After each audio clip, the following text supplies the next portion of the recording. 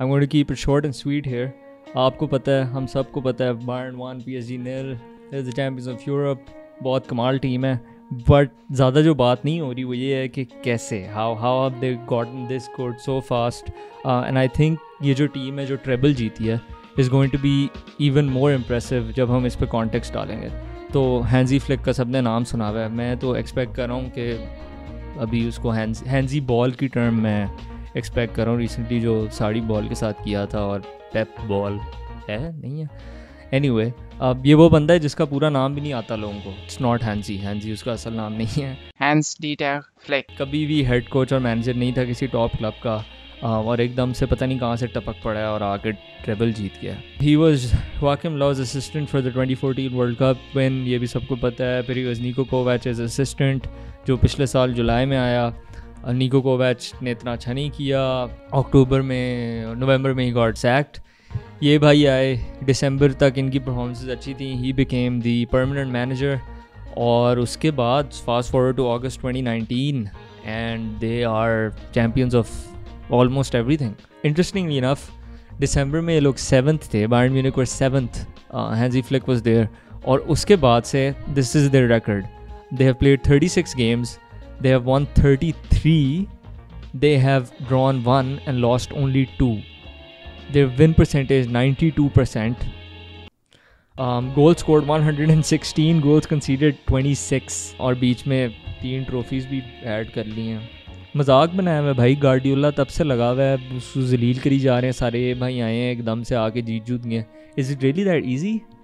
Well, I don't know. Anyway, best team in Europe in 2020, definitely. Like Liverpool उससे पहले थी. Now Bayern are definitely on form. This year, the best team in Europe right now, the team to beat. जो कि हर team को they're pressing and outscoring every other team in the world. And I don't know how long they're going to go on. और साने भी आ रहा है अभी इसके अंदर.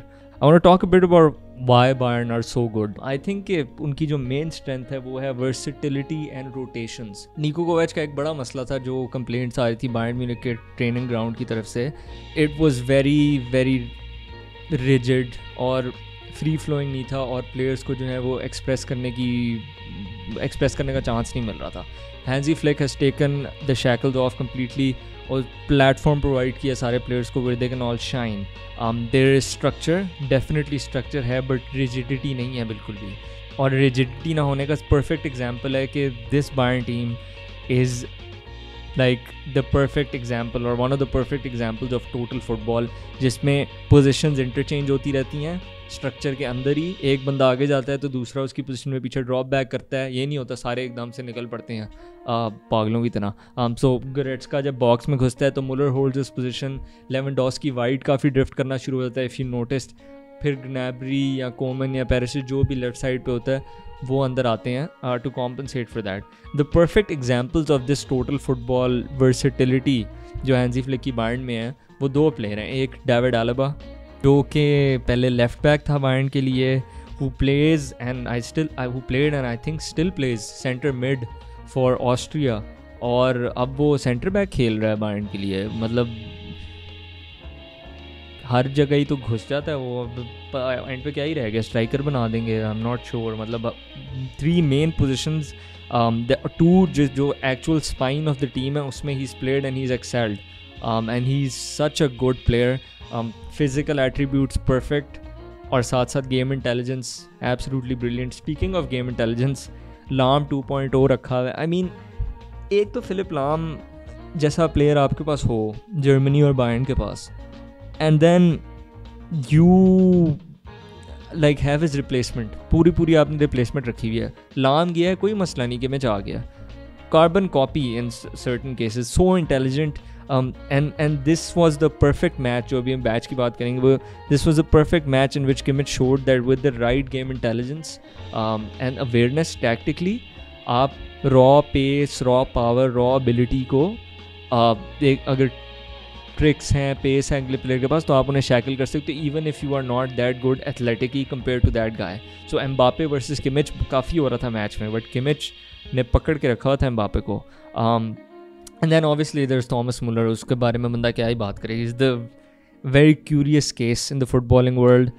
किसी भी चीज़ में वर्ल्ड क्लास नहीं है except movement and also intelligence, वो सब कुछ मिला के लाइक वो जो पूरा पैकेज है, that is so good, that is absolutely world class and one of the top footballers of the last decade definitely.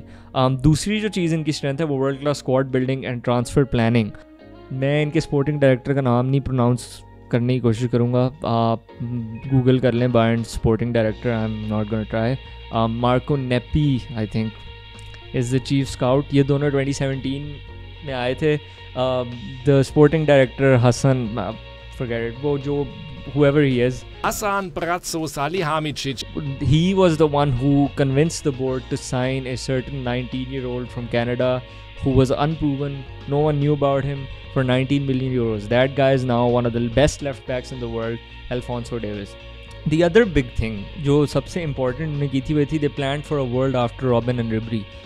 2-3 साल पहले अगर आपको याद हो, लग नहीं रहा था कैसा होगा, सारे यही मजाक उड़ा रहे थे कि रॉबिन रिबेरी 10-15 साल बाद भी देखोगे तो बायर्न में खेल रहे होंगे.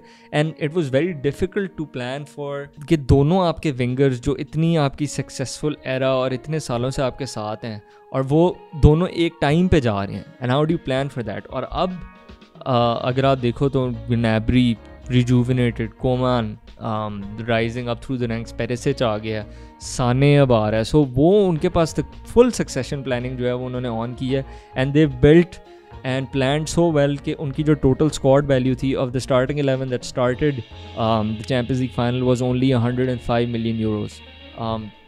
Speaking of the final, Bayern की टैक्टिक्स आपको पता है, वो हैंसी फ्लिक के अंडर वही कर रहे हैं, 4-2-3-1, वेरी हाई प्रेसिंग. लोग सोच रहे थे whether they would change क्योंकि एम्बापे की पेस थी, एंड वी सॉ कि लियोन और बारसा जो है दे गॉट इन बिहाइंड अपने अपने मैचेस के शुरू में काफ़ी, but as any true side और any great side would they stuck to their guns.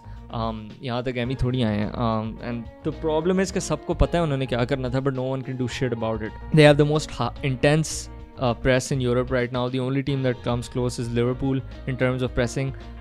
और इस मैच में they got really tight to Paredes and Marquinhos, even more so than they would in other matches like midfielders वगैरह को, क्योंकि उनको पता था कि अगर वो ऊपर अपना सर करके पास निकालेंगे तो सीधा Mbappe could be in behind, and they didn't want that to happen. PSG के बारे में अगर बात करें, like Barca, like Lyon, I mentioned, PSG also had chances. उतने clear chances शायद नहीं थे जितने बारसा और लियोन को मिले थे, लेकिन chances काफ़ी बड़े थे, to the point कि जब तक बायर्न ने गोल किया था उससे पहले PSG के पास ही chances थे मैच में ज़्यादा, but they weren't clinical enough, and you need that ruthlessness, that last bit of cutting edge अगर आपने इस तरह की ट्रॉफी जीतनी है और इस बिग स्टेज पे आपने compete करना है. Mbappe had an off night, like I mentioned. Kimmich, who is also with him and Trent, one of the best youngsters in the world, he marshaled him really well. Neymar tried to force it, but it didn't happen. Now I want to speak a bit about how big of a chance this was for Neymar and PSG, and whether वो दोनों वापस आएंगे कि नहीं आएंगे. Playing Champions League finals रोज़ का काम नहीं है. That might sound obvious enough, but it's really rare, even rarer than you think. Real Madrid, European royalty, the most successful club in the European Cup, they have played only 16 finals in 60 years, और 60 साल ही हैं तकरीबन, but they've only played 16 finals. So keeping that in mind, Neymar might not get another chance as good as this. वो यहाँ से कहाँ जाता है, I have no idea who's going to buy him. In a COVID world आगे क्या होता है, if that club will challenge, we don't know, but will he ever get the recognition, praise, and वो जो legacy है player like he deserves, जितना talent वगैरह है उसके पास, I don't think he will if he stays at PSG. PSG की अगर बात करें, they're slowly learning कि अगर हम सिर्फ 11 सुपरस्टार्स को एक पिच पे खड़ा कर देना तो काम नहीं बनेगा. FIFA करियर मोड नहीं चल रहा है यहाँ पे. We need modern football में you need, along with top players, you need a proper structure, a proper system. अब जो सुपर क्लब एरा है आपकी, उसके अंदर टॉप फुटबॉल के अंदर टॉप लेवल के ऊपर you need proper system, a proper structure, सब कुछ आपको चाहिए. कॉमन परसेप्शन जो है वो PSG का यही था कि कुछ प्लेयर्स डिफेंस में और कुछ प्लेयर्स मिडफील्ड में थे, और फिर बाकी आगे सारे, इब्राहिमोविच हो गया, नेमार हो गया, डी मरिया, कवानी, ये सारे आगे बाकी फिर रहे होते थे. They're slowly getting there, but they're not there yet. Bayern were the much better team overall. Like अगर मैच को आप पूरा देखें, PSG had their chances, individual brilliance की moments थी, but Bayern showed कि they were the better team overall. It's the same for Liverpool and even Man City, and except they're much better teams overall. Man City is an interesting case. उनके पास भी oil money है, but उन्होंने काफ़ी different तरीके से use किया अपना oil money. उन्होंने प्रॉपर स्ट्रक्चर, प्रॉपर सिस्टम बनाया है. There Txiki Begiristain, there Soriano, फिर पेप गार्डियोला आया, प्रॉपर उनकी प्लानिंग वगैरह हुई. It's not gone their way recently, but still एक प्रॉपर क्लियर प्लान है कि it's not just about buying superstars और the biggest name in the market. It's about proper planning, और Pep के अंदर पता ही है स्ट्रक्चर और सिस्टम बहुत ज़रूरी होता है. हाँ, आगे से आप कह सकते हो कि वो सिस्टम के साथ क्वार्टर फाइनल में बाहर हो गए और PSG फाइनल में आ गई विदाउट अ सिस्टम. कर दो मेरी क्रेडिबिलिटी तबाह. But they need to move from being like Juventus और अ बार्सा, जहाँ पे बस वो जो इतने 150 मिलियन इस पर खर्च दिया, फलाना ये कर दिया, मेसी या रोनाल्डो है हो जाएगा, to being more like Bayern और Liverpool, a collective unit that is thriving, you know, because of the system and because the players are perfect and the system is perfect for those players. And I think Tuchel जो है वो सही बंदा है इसके लिए. PSG वापस आएगी कभी ना कभी. I think नेमार का मैं कुछ कह नहीं सकता. PSG आएगी for sure. उनका वजूद ही इस ट्रॉफी पे बना हुआ है. The mental hurdle of finally getting to a final, but getting to a final is over. वो एक मुश्किल टास्क थी. Now the mental hurdle is like Juventus, like those big teams जो फाइनल में जाके जो है वो नहीं कर सकती. They also have to get to the final next time and win it, and they'll be back for sure. And speaking of being back, 2 दिन हुए फुटबॉल सीजन ऑफिशियली ख़त्म हुआ है चैम्पियंस लीग फाइनल में, बट 5-6 दिन बाद community shield है, फिर 15-20 दिन बाद वापस प्रीमियर लीग शुरू हुई है. सो and it's going to be a jam-packed season. एक बीच में point आ रहा है when big teams are going to play, I don't know, 30 something games in 105 days. So that's going to be absolutely crazy. We'll be there for you throughout the season. इस तरह coverage हम आपको देते रहेंगे. We're going to be obviously doing a lot of stuff related to Pakistani football, but बीच में European reviews and analysis will always be there. Like, subscribe, the whole shebang. And until next time everyone, take it easy and enjoy your football.